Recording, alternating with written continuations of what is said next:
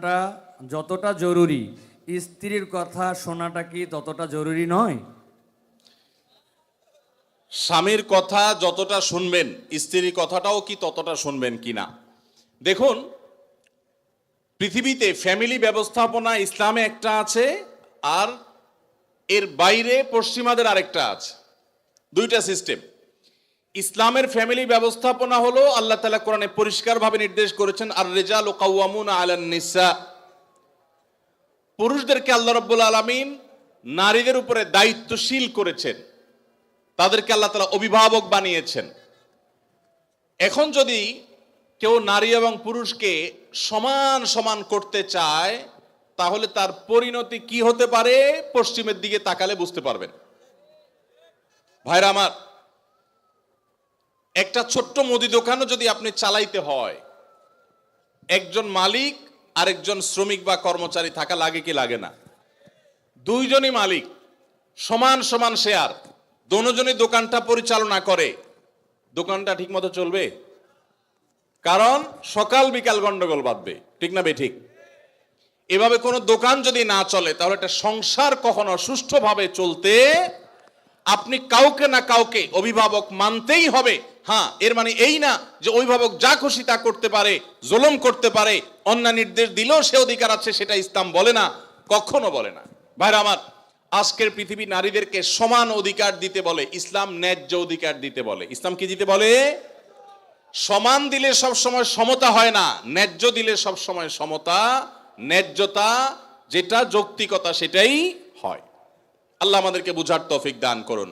মা বোনরা যদি যৌক্তিক কোনো আবদার, চাহিদা পেশ করেন, সেটা স্বামী কখনো কখনো শুনতে বাধ্য, যদি সেটা তার অধিকারের বিষয় হয়। আর কখনো কখনো বাধ্য না হলেও স্বামীকে আল্লাহ তাআলা উদ্বুদ্ধ করেছেন। নবী করিম সাল্লাল্লাহু আলাইহি সাল্লাম তার স্ত্রী আমাদের মা আয়েশা রাদিয়াল্লাহু তাআলা আনহাকে খেলা দেখতে নিয়ে গেছেন। আম্মা জান আয়েশা রাদিয়াল্লাহু তাআলা আনহা এই হাদিস বর্ণনা করার পরে বলেছেন, ফাকদুরু কদরাল জারিয়াতিল হাদিসাতি সিন্নি আল হারিসাতি আলাল্লাহ হবে। ও দুনিয়ার পুরুষেরা, যুবকেরা, স্বামীরা, শুনে রাখো, আল্লাহর নবী সাল্লাল্লাহু আলাইহি সাল্লাম নবী হওয়ার পরও, এত ব্যস্ত মানুষ হওয়ার পরও, তিনি তার স্ত্রী হিসেবে আমি যখন তার কাছে খেলা দেখতে চেয়েছি, তিনি নিয়ে গেছেন। যতক্ষণ পর্যন্ত আমি নিজে বিরক্ত হয়ে উঠে না আসি, ততক্ষণ পর্যন্ত নবী সাল্লাল্লাহু আলাইহি সাল্লাম বসেছিলেন, আমাকে নিয়ে আসেন নাই, বলেন নাই আয়েশা চলো আর কত দেখবা, এটা বলেন নাই। অতএব তোমরা তোমাদের কম বয়স্ক যে সমস্ত স্ত্রীগণ আছেন, তাদের বিনোদনের প্রতি, আনন্দের প্রতি তোমরা খেয়াল রাখবে, এটা আমাদের আয়েশা বলেছেন। তাহলে বোঝা গেল, স্ত্রী যদি কিছু চায়, সেটা পূরণ করবার জন্য স্বামী যথাযোগ্য চেষ্টা করবেন, যদি অন্যায্য না হয়, অন্যায় না হয়, অযৌক্তিক চাওয়া না হয়। কিন্তু এর মানে এই না যে ইসলাম সবাইকে সমান অধিকার দিয়েছে, সমান অধিকার দিলে মারামারি ছাড়া আর কিচ্ছু হবে না। পশ্চিমে যান, কোনো সংসার বলতে কিচ্ছু নাই। গত সপ্তাহের কথা, নিউজিল্যান্ডের একটা শহরে, অকল্যান্ডে, আমাদের এক প্রবাসী বাংলাদেশি ভাই বুয়েটিয়ান, ওনার বাসায় উনি নিয়ে গেলেন ফজরের নামাজ পড়ে, মসজিদ থেকে পাশে ওনার বাসা। তো ওনার বাসায় গিয়ে আমি একটু আশপাশে কিছু গাছ টাছ দেখলাম, দেখে বের হচ্ছি। উনি আমাকে দুটা জিনিস দেখালেন। এক হলো বললেন যে, ভাই আপনি যে সবজি চাষ করেন ঢাকায়, ওই ভিডিও দেখার পর আমার ওয়াইফের চাপে আমি এই যে লাউ গাছ লাগাইছি, সেই লাউ গায়ে অনেক লাউ ধরছে। চিন্তা করলাম, আমরা কাজ করছি এখানে 11,500 কিলোমিটার দূরে আমল হয়েছে আলহামদুলিল্লাহ, 11,500 কিলোমিটার দূরে। তো তার একজন প্রতিবেশী বৃদ্ধ, বয়স 65 থেকে 70 হবে, এই ভদ্রলোকের সাথে আমার পরিচয় করায় বললেন যে আমার নেইবর, আমার প্রতিবেশী। তো আমি বললাম যে তার বাসা যে শুনশান নীরব, ব্যাপার কি? তো বলে যে তার বাসায় কেউ নাই, তার কোনো ফ্যামিলির সদস্য নাই, 20 বছর সে এই বাসাতে আছে, কোনো সদস্য নাই, বয়স 65 থেকে 70। গায়ে দেখি যে ময়লা আবর্জনা লেগে আছে, ভোরবেলা কোত্থেকে কাজ করে আসছে, পরিশ্রম করে খায় দায়। আমি অবাক হয়ে গেলাম। আমাদের দেশে একজন বৃদ্ধ মানুষ 20 বছর ধরে একা একা তিনি উপার্জন করে চলতে হয়, তার দেখভাল করার কেউ নাই। এটা কি কল্পনা করা যায়? আপনি যদি ট্রাভেল করেন সারা দুনিয়াতে, দেখবেন বৃদ্ধ বৃদ্ধ মহিলা 60, 65, 70, 80 বছর একা একা ট্রাভেল করছে, কেউ তাদের সাথে নাই। ইসলাম যে পরিবার ব্যবস্থাপনা রেখেছে, এটার উপরে পোদ্দারি করতে গিয়ে গোটা পৃথিবীর বেশিরভাগ দেশগুলো নিঃস্ব হয়ে গেছে। অতএব আমরা যারা আল্লাহর বিধানের সাথে পাল্লা দিতে যাব, তাদের গোল্লায় যাওয়া ছাড়া কোনো উপায় থাকবে না। মেয়েদেরকে ইসলাম সমান অধিকার দিতে বলে না, কোনো কোনো ক্ষেত্রে ছেলেদের চাইতে বেশিও দিতে বলে, আবার কোনো কোনো ক্ষেত্রে কমও দিতে বলে, যেখানে যতটুকু প্রয়োজন ততটুকু। অতএব শেয়ানে শেয়ানে সমানে সমানে যদি নড়তে চান, তো ওদের যে অবস্থা হয়েছে, সংসার ভেঙে গেছে, পরিবার ব্যবস্থা ভেঙে গেছে, সে অবস্থা আমাদের হবে। আমি ওই ভাইকে জিজ্ঞেস করলাম, এই লোকটা ফ্যামিলি ছাড়া কেন থাকে? কারো কি একা থাকতে ভালো লাগে? তখন তিনি আমাকে বললেন, ভাই সাদে থাকে না, এই জন্য ফ্যামিলি ছাড়া থাকে যে বইয়ের সাথে তো 2 দিনে বেশি 3 দিন বনবে না। নিয়ম হলো, আইন হলো, বেশিরভাগ উন্নত দেশগুলোর আইন একই রকম।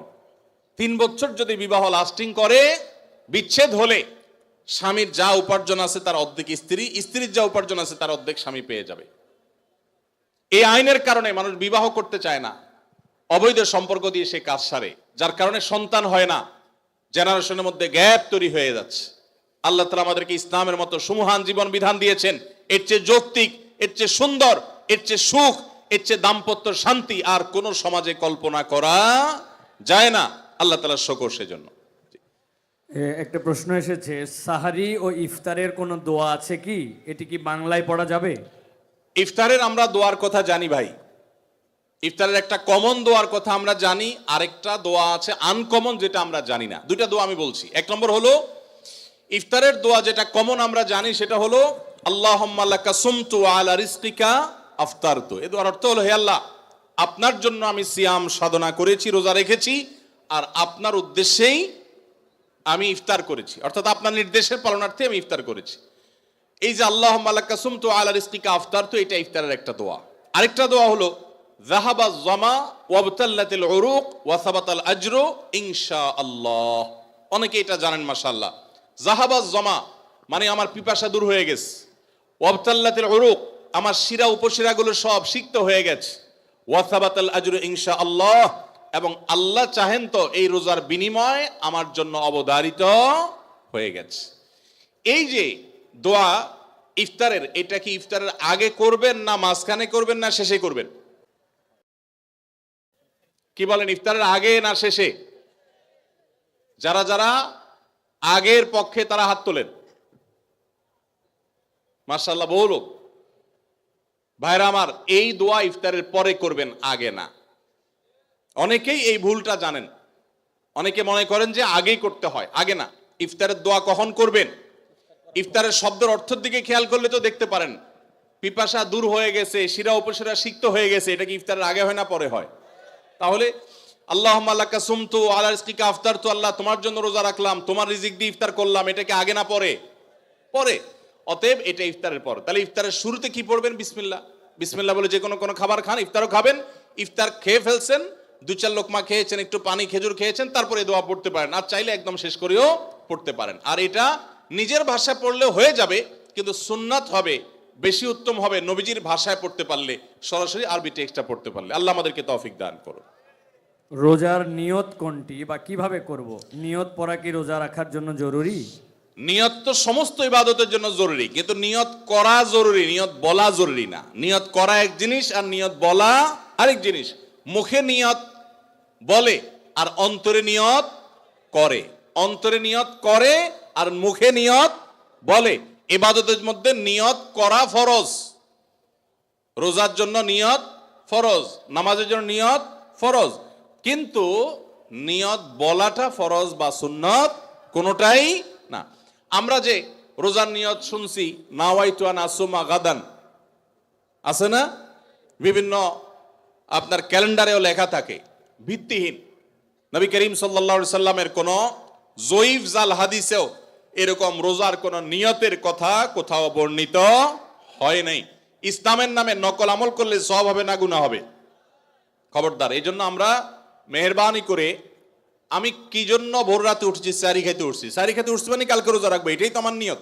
মনের ইচ্ছা আছে, ইন্টেনশন আছে, এটাই নিয়ত। মুখে আলাদা নিয়তের উচ্চারণ দরকার নাই। কাউকে কর্জে হাসানা হিসেবে টাকা ধার দিলে সেই টাকার কি যাকাত দিতে হবে? কারণ সেই টাকা কখন পাবো অনিশ্চিত। ভাইরা আমার, অনেক দরকারি একটা প্রশ্ন। আপনি কাউকে লোন দিয়েছেন, হাওলাত দিয়েছেন, কবে দিবে জানেন না, যাকাত দিতে হবে কি হবে না? উত্তর হলো, কোনো টাকাই যাকাত মুক্ত থাকবে না যদি সেটা নেসাবকে স্পর্শ করে। এখন ধরুন আপনি আমাকে 1 লাখ টাকা লোন দিয়েছেন, 1 লাখ টাকা কি নেসাব টাচ করে না করে না? করে। 85 গ্রাম রূপা কেনার মতো টাকা থাকলেই নেশাব হয়ে যায়, তো 1 লাখ টাকায় 85 গ্রামের বেশি রূপা কিনা যায়। অতএব এটা নেশাব, নেশাবের মধ্যে যেহেতু আছে, অতএব এই 1 লাখের জাকাত কাউকে না কাউকে দিতে হবে। এখন টাকাটা আমি লোন নিয়েছি আর উনি আমাকে লোন দিয়েছেন, এখন যদি বলেন যে আমার জাকাত দিতে হবে, তো আমি তো টাকার মালিকই না, টাকা তো ওনার। তো এই জন্য যিনি লোন দিবেন জাকাত তিনি দিবেন। এখন একটা প্রশ্ন হয়, ভাই এটা কোনো কথা হলো? বেচারা টাকা লোন দিছে, হাওলাত দিছে সওয়াবের আশা, আবার তার জাকাতও তার দেওয়া লাগবে, কেমন কথা? উত্তর হলো, ইমানদার লোন দিলে সওয়াব আছে না নাই? কিরকম সওয়াব ধারণা আছে? কে বলতে পারেন লোনের সওয়াব কি? কি সওয়াব বলেন তো? মাশাআল্লাহ মাশাআল্লাহ, এলাকায় মানুষ দেখা যায় বেশ কোরআন হাদিসের ইলম রাখেন। কোন কোন ক্ষেত্রে লোন বা হাওলাত দিলে দান করলে যে পরিমাণ সওয়াব হয় তার চাইতে বেশি সওয়াব হয়। এখন একটা প্রশ্ন ওঠে, এটা আবার কেমনে? দান করে দেওয়া মানে তো একসাথে দিয়ে দেওয়া, লোন দেওয়া মানে তো দিলাম আবার নেওয়ার জন্য, তো সওয়াব আবার বেশি কিভাবে হয়? সেটার ব্যাখ্যা হলো, ধরেন ওনাকে আমি 10 টাকা দান করলাম, ওনার দান দরকার, কিন্তু ওনার দানটা কেন দরকার? উনি এই 10 টাকা দিয়ে একটা কলা খাবে, যেটা আসলে তার এমন কোনো আহামরি প্রয়োজন নাই, এটা না খাইলেও তার চলে, পেট ভরা আছে, একটা কলা খাইতে মন চাইছে, টাকা নাই, আমি 10 টাকা তারে সাদাকা করলাম, দান করলাম। এই দানের চাইতে ওনার দরকার হলো লোন, এমন লোন যে লোন দিয়া তার জীবন রক্ষা হবে, কঠিন কোনো কাজ হবে। এখানে এই দানের চাইতে এই লোন দিলে সেটা সওয়াব আল্লাহর কাছে বেশি হবে। আরো বিভিন্ন ব্যাখ্যা হাদিসের আছে। এই জন্য ভাইরা, লোন যে দিবে সে তো সওয়াব পাবে, বিধায় জাকাত দেওয়ার কারণে তার যে টাকা কমতেছে এতে তার হারাবার কিচ্ছু নাই, এই জন্য তাকেই জাকাত দিয়ে যেতে হবে। এখন কথা হলো, পাওয়ার সম্ভাবনা নাই, যদি এমন হয় যে পাওয়ার সম্ভাবনা, তাহলে জাকাত আপনাকে এখন দিতে হবে না, একসাথে পাইলে যে বছরে জাকাত দেন নাই সেগুলো দিতে হবে। আর যদি কখনো না পান তাহলে না দিলে কোনো গুনাহ হবে না। জি। একজন রোজাদারের জন্য রমজানের প্রতিটি দিনের আমলের রুটিন কি হবে, কিভাবে সে তার রোজা কাটাবে? মাশাআল্লাহ, আমাদের একটা নতুন বই বের হয়েছে এবার, সেটা হলো মাহে রমাদানের 27 আমল। এই যে বইটা একটা হাতের সামনেও আছে, মাশাআল্লাহ। এটা মূলত আমাদের একটা বক্তব্যের নির্যাস। এর আগে সোনাইমুড়িতে একটা বক্তব্যে আমরা মাহে রমজানের উপরে একটা গবেষণা করে 27টা আমল কোরআনের আলোকে বের করেছি, সেটা উপস্থাপন করেছি, পরে এটাকে বই আকারে আনা হয়েছে। এখানে রমজানে আপনি কি কি করবেন তার সবগুলোর তালিকা দেওয়া আছে। অতএব এটার আলোকে আপনি আমল করতে পারেন, চাইলে ভিডিও বক্তব্যটা শুনে নিতে পারেন। একবারে সকাল থেকে রাত পর্যন্ত একটা সুনির্দিষ্ট রুটিনের মধ্য দিয়ে কাটাবেন, আর কিচ্ছু করতে পারেন না পারেন, শুধু একটা কথা বলে যাই, রমজান মাসে ফরজ রোজা রেখে অন্তত কোনো প্রকার হারাম কাজ, গুনাহের কাজ করবেন না, বাস এটুকু যদি করতে পারেন ইনশাল্লাহ আপনার রমজান সাকসেস। চেষ্টা করা যাবে না ইনশাল্লাহ? একটা কাজ যদি করতে পারেন আপনার রমজান ইনশাল্লাহ সফল, সেটা হলো ফরজ রোজা রাখলেন, 5 ওয়াক্ত নামাজ তো ফরজ পড়বেনই, ফরজ কাজগুলো করলেন আর গুনাহ থেকে বেঁচে থাকলেন, কোনো হারাম কাজ করলেন না, ঝগড়াঝাটি করলেন না, মিথ্যা বললেন না, চগলখড়ি করলেন না, গীবত করলেন না, কাউকে ঠকাইলেন না, 2 নম্বর কাজ করলেন না, এই গুনাহমুক্ত যদি রমজান কাটাইতে পারেন আপনার রমাদান সাধনার সার্থক ইনশাআল্লাহ। আল্লাহ তৌফিক দান করুন। স্ত্রীর স্বর্ণের জাকাত কিভাবে দিবে? স্বামী নাকি স্ত্রী দিবে? স্ত্রীর যদি আয় রোজগার না থাকে কিন্তু স্বর্ণ আছে, তাহলে তার জাকাত কিভাবে আদায় করবে? ভাইরা আমার, স্ত্রীর স্বর্ণের জাকাত কে দিবে? স্ত্রীর স্বর্ণের জাকাত দিবেন যিনি স্বর্ণের মালিক। এখন প্রশ্ন হলো, স্ত্রীর স্বর্ণের মালিক কে? কে বলে স্ত্রী? আপনি দিয়ে দিয়েছেন একসাথে? ঠিক আছে, এদিকে একবার বলছেন স্বামী, আমার ভাই মুফতি মোহাম্মদ আলী ভাই বলছেন স্ত্রী। ভাই উনি মুফতি মানুষ বলে ফেলছে, আমি কেমনে ওনারে ভুল বলি?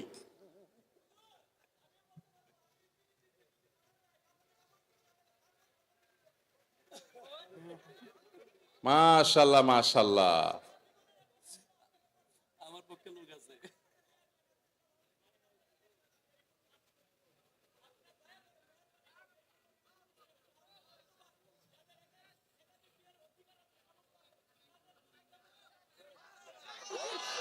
মাশাআল্লাহ। যুবক পোলাপান একটাই পায় না, আপনি কোন একাধিক? আমরা একটা চিন্তা শেষ হয়ে যেতেছি, একটারে বাপ মা বিয়ে করেন, আপনি কোন একাধিক বিয়ে করাইতে? আল্লাহ তাআলা যুবকদের একটা বিয়ে অন্তত ব্যবস্থা করুক, এরপরে যার সাধ্য তৌফিক থাকবে শর্ত সাপেক্ষে সে ইনসাফ করতে পারলে একাধিক করবে। যাই হোক ভাই, বইয়ের স্বর্ণের মালিক কি বউ না স্বামী? এটা নির্ভর করে যে স্বামী আসলে তাকে দিলে কিভাবে দিয়েছে। ধরুন এটা স্বামী দিছে বা বাপের বাড়ি থেকে পাইছেন, স্ত্রীকে যদি দিয়ে দেন তাহলে তার মালিক স্ত্রী এবং সেটা যাকাত তাকে দিতে হবে। আর যদি স্ত্রীকে না দিয়ে দেন, ব্যবহার করতে দেন, যে ঠিক আছে আপনাকে ব্যবহারের জন্য দিলাম, তাহলে সেক্ষেত্রে মালিক হবে স্বামী। এটা ক্লিয়ার করতে হবে। এখন মুশকিল হলো স্বামী স্ত্রী যদি এগুলো নিয়ে আলাপ উঠায়, আমাদের দেশে আমরা এত ভালো, মানে অতি ভালো যেটাকে বলে, বউ যদি এখন যায় ঘরে যদি জিজ্ঞেস করেন স্বামীরে, এ আর বউরে জিজ্ঞেস করেন যদি যায়, আচ্ছা বলো তো দেখি তোমার এই স্বর্ণগুলো আসলে মালিকটাকে, সাথে সাথে সে বলবে ব্যাপার কি, তোমার মাথায় এই চিন্তা কেন আসলো, কাহিনী কি, তুমি কি ডানে বামে কোনো চিন্তা ভাবনা করছো, কি ব্যাপার। আমরা কত সরল সহজ চিন্তা করেন। একটা সম্পদের মালিকানা ক্লিয়ার হওয়া লাগবে কি লাগবে না? স্ত্রীকে যদি জিজ্ঞাসা করেন, আচ্ছা তোমার যে স্বর্ণগুলো আছে এগুলো আসলে মালিক কি তুমি না আমি, কে? অবশ্য আজকাল মেয়েরা এগুলো বলবে না, বেশিরভাগ মেয়েরা বলবে বলো কি, তোমার সন্দেহ হয় আমি যে ব্যাপারে কোনো সন্দেহ আছে? যদি স্ত্রী মালিক হয় তাহলে স্বর্ণের যাকাত স্ত্রীকে দিতে হবে। আর যদি আপনি স্ত্রীকে ব্যবহার করতে দেন, বলেন যে তুমি ব্যবহার করো, আমি চাইলে যে কোনো সব বিক্রি করে ফেলবো, তাহলে সেক্ষেত্রে আপনাকে যাকাত দিতে হবে। এখন মুশকিল হলো বেশিরভাগ ক্ষেত্রে এই সমস্ত ইস্যুতে আমরা চিটারি করি অনেকে। কিভাবে? স্ত্রীকে দিছে, তার ধান্দা আছে বিদেশে যাওয়া লাগলে ভিসা পাওয়া গেলে বিক্রি করে দিবে, ওইটা বললে তো বউ খেপে যাবে, এই জন্য ডাইরেক্ট কিছু বলে না, পাম্পটে দিয়ে হুদাই মিশা কথা বলে তারে খুশি করে, আবার যখন দরকার হয় তখন যা বিক্রি করে ফেলে, আছে না নাই? তো এই দুই নাম্বারই করা চলবে না, ক্রিস্টাল ক্লিয়ার হতে হবে। আরবিতে একটা প্রবাদ আছে, তাআমালু কালা জানিব ওয়া তাআশারু কালা কারিব। আর্থিক লেনদেন হবে অচেনা মানুষের মতো, আর সাধারণ আচার আচরণ হবে সবার সাথে চেনা মানুষের মতো। এই জন্য ক্লিয়ার করবেন। এখন প্রশ্ন হলো, স্ত্রী যদি স্বর্ণের মালিক হয় উনি কোত্থেকে যাকাত দিবেন? তার তো উপার্জন নাই। উত্তর হলো তিনি প্রয়োজনে স্বামীর থেকে নিয়ে দিবেন। স্বামীকে রিকোয়েস্ট করে বলবেন তুমি আমারটা আদায় করো, যে কোনো ভাবে করবেন, বা স্বর্ণের কোনো একটা অংশ সেল করবেন, কোনো না কোনো ভাবে তাকে যাকাত আদায় করতে হবে। স্বর্ণের মালিক মানে তিনি ধনী, অতএব প্রয়োজনে স্বর্ণের কিছু অংশ বিক্রি করে হলেও তাকে যাকাত দিতে হবে। তবে স্বামী যদি আদায় করে যাকাত আদায় হয়ে যাবে, স্ত্রী যদি সেটা জানে যে উনি আদায় করছেন। জি। রমাদানে কখন দোয়া করলে দোয়া কবুল হয়? রমাদানে কি দোয়া কবুলের আলাদা কোনো সময় আছে কিনা? রমাদানে কখন দোয়া করলে দোয়া কবুল হয় ভাইরা? নবী সাল্লাল্লাহু আলাইহি সাল্লাম বলেছেন, সালাতুন লা তুরাদ্দু দাওয়াতুহুম, তিন ব্যক্তির দোয়া ফেরত দেওয়া হয় না। এর ভিতরে এক ব্যক্তি হলেন ওই ব্যক্তি যেই ব্যক্তিকে আল্লাহ তাআলা রোজা রাখার তৌফিক দিয়েছেন। আস-সাইমু হাত্তা ইফতির, ইফতার রাখ পর্যন্ত রোজাদারের দোয়া কবুল হয়। কিন্তু স্পেশালি ইফতারের আগের টাইমটা দোয়া কবুল হয়, যে টাইমে আমরা ছোলা মুড়ি মিশানোতে ব্যস্ত থাকি, ওই টাইমটাতে দোয়া কবুল হয়। এই জন্য ছোলা মুড়ি যা মেশানো দরকার আগে আগে মিশায়া সূর্য ডুবার আগে 10-15টা মিনিট মনোযোগ দিয়ে দোয়া করবেন ইনশাআল্লাহ। রমাদানে কিভাবে আল্লাহর কাছ থেকে ক্ষমা পাবো? গুনাহ মাফের সবচেয়ে বড় মাধ্যম কি? কিভাবে ক্ষমা চাইলে সব মাফ হয়? মেহেরবানি করে জানাবেন। ভাইরা আমার, ক্ষমা চাওয়ার জন্য আল্লাহর কাছে অনুতপ্ত হতে হবে, যে আল্লাহ যত গুনাহ করেছি আপনি মাফ করে দেন। তওবা করতে হবে, লজ্জিত হইতে হবে, অনুতপ্ত হইতে হবে। এরপরে কায়মনোবাক্যে অন্তর অন্তঃস্থল থেকে আল্লাহর কাছে দোয়া করতে হবে মাফ পাওয়ার জন্য। এবং বিশেষ করে সাহারির সময়, ভোর রাত, দোয়া কবুলের সময়গুলো বিশেষ করে দোয়া করে ক্ষমা চাইতে হবে, ক্ষমা নিতে হবে। ইফতারের আগ মুহূর্তটা এটা দোয়া কবুলের সময়, অতএব সেই মুহূর্তটা বিশেষভাবে দোয়া কবুল করতে হবে। দোয়া কবুলের যে শর্তগুলো আছে, হালাল উপার্জন, কায়মনোবাক্যে দোয়া করা, মনোযোগের সাথে দোয়া করা, চোখের পানি ফেলে দোয়া করা, সেগুলো করলে আশা করা যায় আল্লাহ তাআলা ক্ষমার দোয়াও কবুল করবেন। আমি একজন ট্রাক ড্রাইভার, আমার পরিবার এবং সন্তান আছে, কিন্তু আমার স্ত্রী আমার কথা শোনে না, আমার করণীয় কি? ভাইরা আমার, মা বোনরা স্বামীদের কথা না শোনা, স্ত্রীরা স্বামীদের কথা না শোনা, এটা একটা ব্যাধিতে পরিণত হয়েছে। পশ্চিমাদের মুখরোচক স্লোগানে আমাদের অনেক মুসলিম নারীরা বিভ্রান্ত হয়ে গেছেন। মনে রাখবেন, কোন নারী যত রকম ইবাদত বন্দিগি করুক, তিনি যদি স্বামীর সাথে সবসময় আড়াআড়ি করা, স্বামীকে ইগনোর করাকে অমান্য করার মানসিকতা তার মধ্যে তৈরি হয়, তাহলে তিনি কখনো নেককার মুসলিম নারী হতে পারেন না। যে ভাই এই প্রশ্ন করেছেন তাকে বলবো, বিয়ের আগে এটা ভাবা দরকার ছিল যে এই মেয়ের মধ্যে আল্লাহর ভয় আছে কিনা। যদি কেউ মুত্তাকি হয়ে থাকে, সত্যিকারে মুসলিম হয়, আল্লাহ ভীরু হয়, তিনি কখনো স্বামীর অবাধ্য হতে পারেন না। কোনো বিষয় নিয়ে মনোমালিন্য হতে পারে, মতভিন্ন হতে পারে, কিন্তু তাই বলে অবাধ্য হওয়া যেটা বলে সেটা হতে পারে না। এখন এই বোনকে আপনি মোটিভেশন দেন, তাকে ভালো মুসলমান বানাবার চেষ্টা করেন, আপনার কথা শোনানোর চাইতে তাকে আল্লাহর আনুগত্য করেন, আল্লাহর আনুগত্যে আনেন। আল্লাহর আনুগত্যে আসলে সে স্বামীর কথা এমনি শুনবে ইনশাআল্লাহ। শেষ করি মনে হয়, সময় অনেক হয়েছে, ভাইদেরও চলে দুইটা যাচ্ছে। প্রশ্ন মোহাম্মদ আলী ভাই দিবে, আমি আচ্ছা, এটা দেন। শেষ প্রশ্ন। জি। পরিচিত এক হিন্দু বোনের প্রশ্ন, যে সন্তানটা মুসলিম বাবা মার ঘরে জন্ম হয় সে সাধারণত মুসলিম হিসেবে জীবন অতিবাহিত করে, আর যে সন্তান হিন্দু বাবা মার ঘরে জন্ম নেয় সে সনাতনী ধর্মে দীক্ষিত হয়। এতে মানুষের তো কোনো হাত নেই, স্রষ্টার চাওয়াতেই তো সে হিন্দু ঘরে জন্ম নিয়েছে, মুসলমান না হলে তাকে কেন জাহান্নামে যেতে হবে? তার জন্য ধর্মান্তরিত হওয়া কি সহজ কথা? ঠিকানা দেবিদ্বার, কুমিল্লা। ধন্যবাদ। যেই হিন্দু বোন প্রশ্ন করেছেন সেই বোনকে আমি বিনয়ের সাথে বলতে চাই, আল্লাহ রব্বুল আলামিন আমাদের প্রত্যেককে বিবেক দিয়েছেন। যাকে আল্লাহ বিবেক দেন নাই, যিনি মানসিকভাবে সুস্থ নন, সেই লোকটা এই জবাবদিহিতার আওতায় নাই। আল্লাহ যাকে সুস্থ বিবেক দিয়েছেন তাকে তার বিবেক সত্যের প্রতি অনুসন্ধান করার, সত্যের পথ খুঁজে বের করার শক্তি সামর্থ্য দিয়েছেন। এটা ঠিক যে মুসলিম পরিবারে জন্মগ্রহণ করার কারণে একজন শিশু একটা অ্যাডভান্টেজ পায় ইসলাম গ্রহণ করবার জন্য।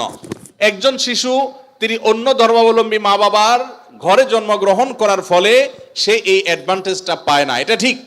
কিন্তু আল্লাহ যে তাকে বিবেক বুদ্ধি দিয়েছেন, সেই বিবেক বুদ্ধি খরচ করা তার কর্তব্য। তার কাছে ইসলামের দাওয়াত যদি পৌঁছে থাকে, ইসলাম যে একমাত্র সত্য ধর্ম, সেই আহ্বান যদি পৌঁছে থাকে, আল্লাহ কোরআনে বলেছেন ইন্নাদ-দীন ইনদাল্লাহিল ইসলাম, ইসলাম হলে আল্লাহর কাছে একমাত্র মনোনীত দিন। আল্লাহ বলেছেন ওমাইয়াবতাগি গায়রাল ইসলামি দীনান ফালান ইউকবালা মিনহু, যে ব্যক্তি ইসলাম ছাড়া অন্য কোন ধর্মকে দিন হিসাবে গ্রহণ করবে সেটা আল্লাহর কাছে অ্যাকসেপ্ট হবে না। এই যে অ্যাকসেপ্টেড হবে না দিন ছাড়া, অন্য ইসলাম ছাড়া অন্য কোনো কিছু, এই দাওয়াত পৌঁছার পর তার দায়িত্ব হয় তার বিবেককে খরচ করা, এটা আসলেই সত্য দিন কিনা সেটা অনুসন্ধান করা। সে এতটুকু যদি না করে তাহলে সে তো আল্লাহর কাছে দায়ী হবে। হ্যাঁ, যেটা আপনি বলেছেন যে অমুসলিম পরিবারে জন্মগ্রহণ করে ইসলাম গ্রহণ করা কি সহজ কাজ? না, সহজ কাজ না, কঠিন কাজ। আর এই কঠিন কাজের জন্যই তো তার বিনিময় এত বেশি, যে সে যত পাপ করেছে আল্লাহ তাআলা এই কঠিন কাজটা করার কারণে তার সব মাফ করে দিবে। আল ইসলামু ইয়াহদিমু মা কানা ক্বাবলাহু, ইসলামের আগে সবগুলো আল্লাহ তাআলা মাফ করে দিবেন, কারণ সেই কঠিন কাজটা করেছে। মুসলমানকে তো এরকম আল্লাহ তাআলা তার পুরো প্রোফাইল ডিলিট করে দেওয়ার মতো কথা বলেন নাই। এটা নতুন ইসলামে যারা আসবেন তাদের জন্য রয়েছে। আর যারা খ্রিস্টানদের সম্পর্কে আল্লাহ বলেছেন আহলে কিতাবদের সম্পর্কে, যে তারা যদি ইসলামে আসে তাদেরকে ডাবল সওয়াব আল্লাহ তাআলা দিবেন। কষ্ট হবে, ফ্যামিলির বিরুদ্ধে তাকে যেতে হবে, এই জন্যই তো আল্লাহ তাআলা এই রিওয়ার্ড গুলো তাকে দিচ্ছেন। আল্লাহ আমাদের সবাইকে হেদায়েত লাভ করার তৌফিক দান করুন। কাউকে আল্লাহ তাআলা মুসলিম বাবা মার ঘরে জন্মগ্রহণ করিয়ে অ্যাডভান্টেজ দিয়েছেন, কাউকে আল্লাহ তাআলা মুসলিম সোসাইটির মধ্যে রেখে অ্যাডভান্টেজ দিয়েছেন, কাউকে আল্লাহ বিবেক বুদ্ধিতে শার্প রেখে তাকে অ্যাডভান্টেজ দিয়েছেন। অ্যাডভান্টেজ সবাই কম বেশি পাচ্ছে, তবে আমাদের কাছে শুধু নিজেদের দুর্বলতাটাই চোখে পড়ে। আল্লাহ আমাদেরকে হেদায়েতের পথে পরিচালিত করুন, বলুন আমিন। স্বামী আদেশ করলেই কি ভাই আপনারা উঠা বসা করেন না, একটু বসেন, আমরা আর কয়েকটা প্রশ্ন উত্তর দিয়ে শেষ করবো ইনশাআল্লাহ। জি। স্বামী আদেশ করলেই কি শ্বশুর শাশুড়ির সেবা করতেই হবে? সেবা করতে গিয়ে অনেক সময় আমি অসুস্থ হয়ে যাই, এক্ষেত্রে ইসলাম কি বলে? ভাইরা আমার, স্বামী যদি আদেশ করে যে আমার বাবা মার খেদমত করো, এখন বোনের প্রশ্ন হলো আমি অসুস্থ হয়ে গেলেও কি স্বামীর সে নির্দেশ মানতে হবে কিনা? উত্তর হলো না। যদি এই পর্যায়ের হয় যে আপনি শ্বশুর শাশুড়ির সেবা করতে গিয়ে আপনি সুস্থ না থাকেন, এই পর্যায়ের আপনার সেবার প্রশ্ন আসে, তো আপনি নিজেকে অসুস্থ করে ফেলে তারপরে শ্বশুর শাশুড়ির খেদমত করতে হবে, এত কঠিন নির্দেশ ইসলাম আপনাকে দেয় নাই। তবে এ জাতীয় ইস্যুতে আমি অনুরোধ করব, কোনো ভালো বিচক্ষণ বিদগ্ধ আলেমের কাছে দেখা করে উভয়ের পরিস্থিতি পর্যালোচনা করে অ্যাসেসমেন্ট করিয়ে তারপর সমাধান নেওয়ার চেষ্টা করবেন। কারণ এখানে আপনার কাছে যেটাকে মনে হচ্ছে বাড়াবাড়ি, আদতে সেটা খুব নরমাল বিষয় হতে পারে। এজন্য তৃতীয় পক্ষের কারোর সহযোগিতা নিলে সেটা সবচেয়ে ভালো হয়। এই প্রশ্নোত্তরের সংক্ষিপ্ত সেশনে আমরা অল্প কথা উত্তর দিয়ে গেলে আপনার ভুল বোঝার সম্ভাবনা আছে। সেজন্য কোনো দক্ষ আলেমের কাছে, বিচক্ষণ ইমাম সাহেবের কাছে গিয়ে দুজন মিলে তারপরে পুরো অবস্থা জানাবেন। শরীয়ত মৌলিকভাবে মেয়েদের জন্য শ্বশুর শাশুড়ির খেদমত করাকে ফরজ ওয়াজিব করে নাই, কিন্তু স্বামীর প্রতি তার যে শ্রদ্ধা ভালোবাসার দাবি আছে, সেই দাবি থেকে যে স্বামীটা সারাদিন আমার সংসার সন্তানের উন্নতির জন্য কষ্ট করে, সেই স্বামীটার অগোচরে তার উপরে কর্তব্য তার বাপ মার সেবা করা। তিনি যেহেতু আমার কাজে গেছেন, আমি তার জন্য একটু হেল্প করলাম, তার হয়ে একটু কাজ করলাম। তাছাড়া মা বাবার মতো বয়সী মানুষ, তারা যখন আশেপাশে তাদের সেবা করার মানসিকতা থাকা দরকার। কিন্তু সেই সাথে এটাও ঠিক যে আমাদের সমাজে অনেক শ্বশুর শাশুড়ি আছে আস্ত জোয়ান তাগড়া সুস্থ সবল, এরপরও সে আশা করে বসে থাকে বৌমা সব করে দিবে। এটা খুব বাজে একটা অভ্যাস। অনেক শ্বশুর শাশুড়ি আছে তারা মনে করে বৌমা ঘরে আসছে মানে হলো কাজের মেয়ে ঘরে আসছে, অতএব আমাদের এটা বাই ডিফল্ট পাওনা হয়ে গেছে। এটা খুবই বাজে একটা উদাহরণ। শ্বশুর শাশুড়িদেরও আল্লাহর কাছে বিচার আছে, তারা জুলুম করলে, সীমালঙ্ঘন করলে তাদেরও দায় আল্লাহ তাআলার কাছে থাকবে। নিজের মেয়েটা, তাকে দিয়ে কোনো কাজ করায় না, আরেক ঘরের মেয়ে আসছে তাকে দিয়ে সারাদিন গাদা খাটনি করা, এটা জুলুম। অতএব জুলুমও করা যাবে না। আবার বোনরা শ্বশুর শাশুড়িদেরকে ইগনোরও করবেন না। আল্লাহ তাআলা আমাদেরকে আল্লাহর নির্দেশকে যথাযোগ্যভাবে মানার তৌফিক দান করুন। বেনামাজি মানুষ মৃত ব্যক্তিকে গোসল করাতে পারবে কিনা? মৃত ব্যক্তিকে বেনামাজি গোসল করাইলে গোসল হয়ে যাবে, কোনো অসুবিধা হবে না। তবে সন্দেহাতীত ভাবে এটা মুসলমানদের কর্তব্য। কোন এলাকাতে কেউ মারা গেলে যারা দিনদার মুসলমান তারা তাকে কবরস্থ করবে এবং তার দাফন কাফনের ব্যবস্থা করবে। কোনো বেনামাজি করলেও আদায় হয়ে যাবে ফরজটা সবার পক্ষ থেকে ইনশাআল্লাহ। বিভিন্ন অ্যাপ ব্যবহার করার কারণে বিভিন্ন পয়েন্ট দেওয়া হয়ে থাকে, এইসব পয়েন্ট ব্যবহার করে বিভিন্ন অফার নেওয়া জায়েজ হবে কিনা? ভাইরা আমার, যদি কোনো অ্যাপস ইউজ করলে আপনাকে পয়েন্ট দেয়, সেই পয়েন্ট আপনি এক্সচেঞ্জ করে কোনো সুবিধা নেন, কোনো টাকা পয়সা পান, এটা জায়েজ হবে এই শর্তে যে সেই অ্যাপটা যদি হারাম কিছু না হয়, সেটা ব্যবহার করলে যদি কোনো গুনাহের কাজ না হয়, তাহলে আপনি এটা করতে পারেন। আজকাল অনেক জুয়ার অ্যাপস বের হয়েছে, অনেক হারাম অ্যাপস আছে, সেগুলো এ ধরনের অফার দিয়ে থাকে। সেগুলো অ্যাপস ব্যবহার করাটাই ইটসেলফ একটা হারাম কাজ। অতএব সেখান থেকে পয়েন্ট নিয়ে উপার্জন করলে সেটা হারামই হবে। অতএব আপনি কোন অ্যাপস ব্যবহার করছেন আর কি পয়েন্ট দিচ্ছে আপনাকে, সেটা হলো দেখার বিষয়। বাথরুমে অজু করার বিধান কি? একটা মোস্ট কমন প্রশ্ন, বাথরুমে অজু করার বিধান কি? ভাইরা আমার, বাথরুমের ভেতরে কমোড বা প্যান, এটার সাথে আপনার অজুর যে টেপ বা বেসিন, এটার যদি কোনো পার্থক্য না থাকে, অর্থাৎ মাঝখানে কোনো আড়াল বা ব্যবধান না থাকে, তাহলে এই জায়গায় অজু না করে অজুটা বাহিরে কোনো ট্যাপে করা উত্তম। কেন? কারণ অজুর একটা গুরুত্বপূর্ণ সুন্নাহ হলো বিসমিল্লাহ পাঠ করা। টয়লেটের মধ্যে বিসমিল্লাহ পাঠ করাটা মাকরুহ। টয়লেটে বিসমিল্লাহ পাঠ করা কি মাকরুহ। যেহেতু মাকরুহ, অতএব হয় আপনি বিসমিল্লাহ ছাড়া অজু করবেন, তাহলে অজুটা একটু ত্রুটিপূর্ণ হলো, আর না হলে বিসমিল্লাহ জোরে পড়বেন, তাহলে আপনি মাকরুহ করলেন। এই জন্য বাথরুমের বাইরে বিসমিল্লাহ পড়ে অজু করবেন। পাও ধোয়াটা বেসিনে ধোয়ার ব্যবস্থা নাই, ভেতরে যায় ধুলেন, বাস, তাহলে হয়ে গেল। আর যদি বাইরে কোনো বেসিন না থাকে, কোনো টেপ না থাকে, তাহলে টয়লেটের ভিতরেই অজু করতে পারবেন, কিন্তু বিসমিল্লাহটা মনে মনে বলবেন। আর যদি নিজের বাসা হয়, তাহলে সেক্ষেত্রে মাঝখানে পার্টিশন দিয়ে দিলেন কমোড এবং অজুর, অথবা আজকাল প্লাস্টিকের পর্দা পাওয়া যায়, সেগুলো দিয়ে দিলেন, তাহলে ইনশাআল্লাহ আপনার সেখানে বিসমিল্লাহ বলতে কোনো অসুবিধা নাই। টয়লেটের ভিতরে যদি কেউ অজু করে, অজু হয়ে যাবে, নামাজও হয়ে যাবে, কিন্তু উত্তম হলো বাহিরে করা। জি। কাউকে যদি কালো জাদু করা হয়, ব্ল্যাক ম্যাজিক করা হয়, তাহলে আমরা বুঝতে পারবো কিভাবে? এবং এই কালো জাদু থেকে বাঁচার উপায় কি? কোনো আলেমের কাছে যেতে হবে নাকি নিজে নিজে আমল করলেই চলবে? ভাইরা আমার, কাকে কালো জাদু করা হয়েছে, কাকে করা হয় নাই, এটা বোঝাটা খুবই সিম্পল এবং খুবই সহজ একটা ব্যাপার। বিশেষ করে কিছু আলামত আছে, যে আলামতগুলো খুব সহজেই দেখে বোঝা যায় এই লোকটা ব্ল্যাক ম্যাজিকের রোগী বা জাদুর রোগী। আপনারা জানেন যে আমাদের সমাজের এক শ্রেণীর মানুষ এই কালো জাদুতে বিশ্বাস করে না। যদি কেউ কোরআনের জীবন্ত মুজিজা আর অলৌকিকত্ব দেখতে চায়, তাহলে সে কালো জাদুগ্রস্ত রোগীর মধ্যে কোরআনের আয়াত দিয়ে যে ট্রিটমেন্ট করা হয়, এটা দেখে সে আল্লাহর কুদরত দেখতে পাবে, কোরআনের মিরাকল দেখতে পারে। তো কালো জাদু এটা কোনো মানুষকে আক্রান্ত করলে সচরাচর সাধারণত কোনো ওষুধে কোনো কাজ হয় না, কোনো চেক আপে কোনো রোগ ধরা পড়ে না, দিন দিন অসুস্থ হয়ে যায়, খুব ভয়ঙ্কর একটা পর্যায়ে চলে যায়। একটি বর্ণনা আছে, কালো জাদু এটা মানুষকে কবর পর্যন্ত আর ওঁটকে পাতিল পর্যন্ত নিয়ে যায়, তার মানে শেষ করে ফেলে দেয়, নানা রকমের ক্ষতিগ্রস্ত মানুষকে করে। এবং আজকাল আপনারা দেখেছেন অনেকেই বিভিন্ন ফুটবল টিমের ভালো ভালো খেলোয়াড়দেরকে কালো জাদু করা হয়, এবং এগুলো নিয়ে ইন্টারন্যাশনাল মিডিয়াগুলোতে বেশ ফলাও করে আপনার নিউজ প্রকাশ করা হয়, এবং সমস্ত দুনিয়াতে মানুষের কাছে যেটা ওপেন সিক্রেট এখন, যে বড় বড় খেলোয়াড়দেরকে ব্ল্যাক ম্যাজিক করা হয়, এবং সেটার যে প্রভাব হয় সেটাও মানুষের কাছে দিনের আলো মতো পরিষ্কার। তাহলে আমার বুঝতে অসুবিধা কোথায়? বরং কোরআন যেটার কথা বলেছে সেটা বাস্তবায়ন দেখতে পেরে আমার ঈমান আরো বেড়ে যাওয়ার কথা। কিছু মানুষ আছে যে কোনো রোগ ধরা পড়ে না, কিন্তু অসুস্থ হয়ে যাচ্ছেন, অস্বাভাবিক পর্যায়ে হয়ে যাচ্ছেন, এরকম বিষয়গুলো কালো জাদুর আক্রান্ত হওয়ার আশঙ্কা অনেক বেশি। ঠিক একইভাবে অনেকের অতিরিক্ত হাই আসে, অতিরিক্ত সীমাতিরিক্ত হাই আসে। হাই তোলাটা কিছু একটা লিমিটেশন আছে, যে এই পর্যন্ত হাই তোলা এটা স্বাভাবিক, কিন্তু যখন অস্বাভাবিক পর্যায়ে পর্যন্ত চলে যাবে, তখন সেটা কোনো কোনো ক্ষেত্রে ব্ল্যাক ম্যাজিকের রোগী হওয়ার আলামত থাকে। দিন দিন শুকায় যাওয়া, নানা রকমের পরিস্থিতি আছে। সবচেয়ে বড় পরীক্ষা করার উপায় হলো সূরা বাকারা সহ বিভিন্ন রুকিয়ার অ্যাপস চালু করে দিলে, ভিডিও চালু করে দিলে, তেলাওয়াত চালু করে দিলে যদি এটা শোনার পরে অস্থির হয়, পেরেশান হয়, তাহলে এই লোকটার মধ্যে কালো জাদুর আশঙ্কা অনেক জোরালো, যে সে সহ্য করতে পারে না তেলাওয়াত। একজন সাদা মানুষ মুসলমান সহ্য করে, কিন্তু সে তেলাওয়াত বন্ধ করতে বলে, আজান সহ্য করতে পারে না। এরকম বিষয়গুলো সাধারণত ব্ল্যাক ম্যাজিক কাউকে করা হয়েছে তার একটা আলামত হয়। সবচেয়ে ভালো হয় ভালো কোনো রাকির কাছে গেলে তারা এটাকে অ্যাসেসমেন্ট করতে পারে বিভিন্নভাবে এবং ধরা পড়ে যে তার কালো জাদু হয়েছে কি হয় নাই। আজকাল এই আপনার রাকিদের নামে অনেক লোকজন আছে যারা কবিরাজি করে, উল্টাপাল্টা পদ্ধতি করে, ভালো মানুষও কালো জাদুর রোগী বানায় দেয়। অনেকে আছে নাম বাপের নাম বললে বলে দেয় যে জাদু করছে কি করছে না, এগুলো সবই বোগাস এবং এগুলো কোনো সঠিক পদ্ধতি না। আমার পরিচিত একজন বলল যে আমার এক দাদা বহু আগে মারা গেছেন, তো এরকম এক কবিরাজের কাছে যা বললাম আমার দাদার নামে এটা, তার বাপের নামে এটা, দেখেন তো তার কোনো জাদু টাদু আছে কিনা। বলে হায় হায় রে, শেষ করে ফেলছে, তো আর বেশি দিন বাঁচবে না, অথচ উনি মরে শেষ।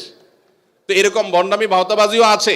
এই জন্য যারা কোরআন হাদিসের আলোকে রুকিয়া করে, ঝাড়ফুঁক করে, এরকম মানুষদের শরণাপন্ন হবেন। এই সমস্ত প্রশ্ন উত্তর দেওয়ার কারণে আমার কাছে সব ঝাড়ফুঁক নিতে আসে। আমি কোনো রাখি না ভাই, আমি নিজে অন্যদের কাছে ঝাড়ফুঁকের আমলটা নিতে হয়, অ্যাডভাইসটা নিতে হয়।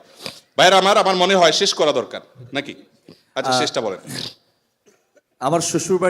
আমার শ্বশুরবাড়ির লোকজন আমার স্ত্রীকে জোর করে আমার কাছ থেকে আলাদা রাখে, অথচ আমার স্ত্রী আমার সাথেই থাকতে চায়। এক্ষেত্রে আমার করণীয় কি?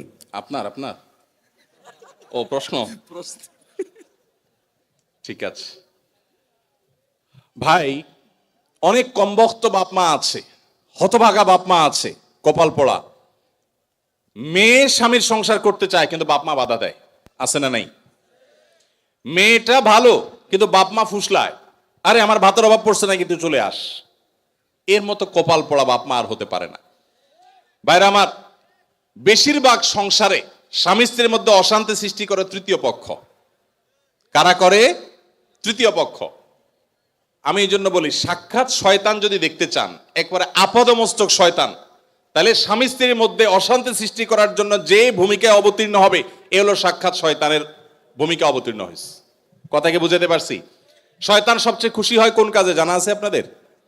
কোন কাজে সবচেয়ে বেশি শয়তান খুশি হয়?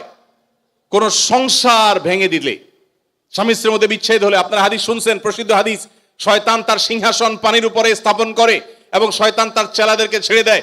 চেলারা সারাদিন আকাম কুকাম করে, সারাদিন অপকর্মের পরে ফিরে এসে তাদের দলনেতাকে বলে, আমি একজনকে খুন করিয়েছি, একজনকে দিয়ে, আরেকজনকে দিয়ে একটা মিথ্যা বলিয়েছি, আরেকজনকে দিয়ে মাদকাসক্ত করিয়েছি, আরেকজনকে দিয়ে অমুক জেনা করিয়েছি।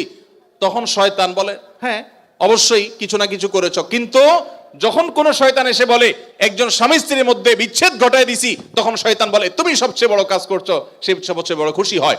যে সমস্ত পুরুষেরা মহিলাদেরকে অথবা পুরুষদেরকে উস্কায়, দেখবেন যে অনেক মহিলাকে যায় অনেকে বলে, ভাবি আপনার মতো মানুষের সাথে ভাই রাগ করে কেমনে? মানে আপনার মতো এত ভালো, এত ভদ্র, এত রূপবতী মানুষটার সাথে রাগ করে যে কেমনে? এত পাষাণ সে কিভাবে হয়? বুঝবেন যে এই লোক হলো সাক্ষাৎ ইবলিস। আবার একই কথা ওই পুরুষ লোকটাকে যদি বলে যে ভাই আপনি তো রাজপুত্র, মাশাআল্লাহ, আপনার কপালে রাজরানী আসলেও কম হবে ভাই, তাহলে তার উস্কায় দিচ্ছে। তার মানে সে মনে মনে চিন্তা করবে, তাহলে আমার বউ এটা আমার জন্য আসলে মানায় না, আমি তাহলে এত বয়সী যোগ্য পুরুষ, তাহলে তার স্বামীর সাথে, তার স্ত্রীর সাথে তার দূরত্ব বাড়বে কি বাড়বে না? তাহলে এই যে পামপট্টিটা দিল, এই পামপট্টি দেওয়া লোকটা হলো সাক্ষাৎ ইবলিসের ভূমিকা অবতীর্ণ হয়েছে। অতএব খবরদার, স্বামী স্ত্রীর মধ্যকার অশান্তি সৃষ্টি করার জন্য কেউ তৃতীয় পক্ষের ভূমিকা রাখবেন না। এমনকি সেটা যদি বাপমাও যদি হয়, সে বাপমা আল্লাহর কাঠগড়ার আসামি হবেন। বহু ছেলেদের বাপ আছেন, ছেলেদের মা আছেন, শ্বশুর শাশুড়ি আছেন, বৌমার ব্যাপারে ছেলের কান ভারী করে দেয়, আছে না নেই? ছেলেটা থাকে বিদেশ, তার কানটা ঝালাফালা করে দেয়। এরা সবাই কিয়ামতের ময়দানে আল্লাহর কাছে আসামি হবে। খবরদার, এরকম কোনো ষড়যন্ত্র করা যাবে না। চেষ্টা করতে হবে স্বামী স্ত্রীর মধ্যে মনোমালিন্য হলে সেটাকে আরো দূর করে দিতে হবে, সেটা আরো দূর করে দিতে হবে। আল্লাহ আমাদেরকে তৌফিক দান করুন। মসজিদের ইমাম সাহেবরা যারা আছেন, ফ্যামিলি কাউন্সিলিং করবেন। এলাকাতে কোথা স্বামী স্ত্রীর সাথে মনোমালিন্য চলছে, তাদের মধ্যে সালিসি করবেন, তৃতীয় পক্ষ হয়ে মিলাবার চেষ্টা করবেন, ভাঙার চেষ্টা করবেন না। আল্লাহ আমাদেরকে তৌফিক দান করুন।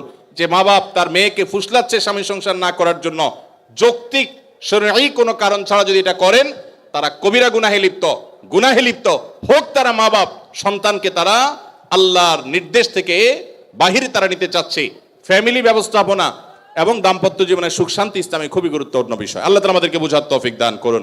ভাইরা আমার, আলহামদুলিল্লাহ দীর্ঘ সময় পর্যন্ত আপনারা অনেক কথা শুনেছেন, আর অনেক প্রশ্ন আমার কাছে ছিল। এই প্রশ্নের উত্তর ইনশাআল্লাহ বিদিল্লাহ আমরা অন্য কোথাও, বগুড়াতে পরশুদিন আমাদের প্রোগ্রাম আছে ইনশাআল্লাহ, সেখানে আমরা সর্বশেষ এবছরের প্রোগ্রাম ইনশাআল্লাহ, সেখানে আমরা উত্তর দেওয়ার চেষ্টা করব। আমরা যে সমস্ত কথা শুনলাম, জানলাম, বুঝলাম, আল্লাহ আমাদের সবাইকে আমল করার তৌফিক